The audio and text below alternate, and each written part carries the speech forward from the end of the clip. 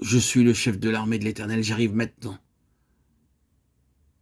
Josué tomba le visage contre terre, adora et dit, qu'est-ce que mon Seigneur dit à son serviteur? Et le chef de l'armée de l'Éternel dit à Josué, ôte tes souliers de tes pieds, car le lieu sur lequel tu te tiens est saint. Et Josué fit ainsi. Josué 5, 13, 15. Cet homme, en qualité de prince des armées de l'Éternel, est debout avec son épée tirée dans sa main. Oh, c'est une bataille, n'est-ce pas? C'est une guerre, n'est-ce pas? Aussitôt que le Saint-Esprit prend le dessus et qu'il y a une complète capitulation devant lui, la bataille est engagée. Ne commettez aucune erreur à ce sujet, quoi que vous puissiez penser du baptême du Saint-Esprit, et malgré tout ce que cela peut impliquer, sans vouloir le limiter à cette seule interprétation. Cela signifie cependant un conflit incessant et immédiat. Cela peut signifier d'autres choses, mais cela implique une guerre sans répit, une armée dans laquelle il n'y a pas de mise à la retraite. Ici, vous ne serez jamais pensionné, vous êtes incorporé jusqu'au bout. N'est-ce pas ainsi avec le Seigneur Jésus? Cela a commencé au Jourdain, puis le ciel ouvert, le Saint-Esprit, le désert, le diable. Aussitôt Jésus fut emmené. Marc dit conduit ou poussé par l'Esprit dans le désert, peut-être tenté par le diable. Matthieu 4, 1.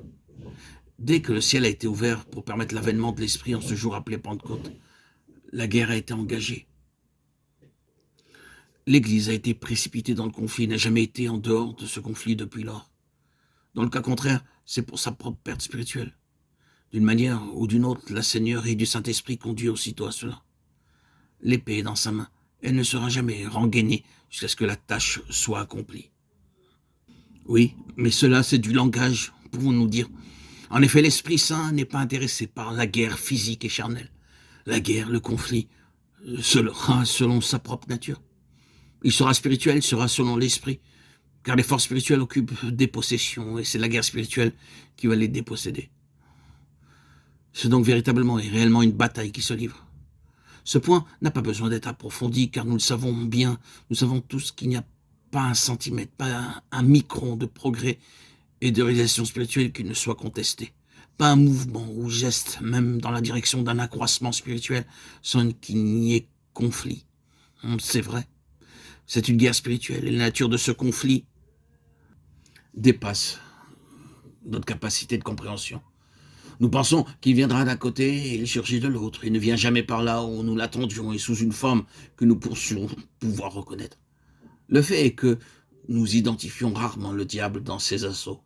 Il semble être tellement couvert par l'un ou l'autre des incidents ou des contretemps de la vie ou de quelque chose qui va de travers. Mais vous avez seulement à en juger par les effets produits sur la vie spirituelle. Et vous savez qu'il y a un dessein et une intelligence dans ces simples circonstances de la vie. C'est la guerre spirituelle. L'introduction de l'Esprit Saint a précipité tout cela.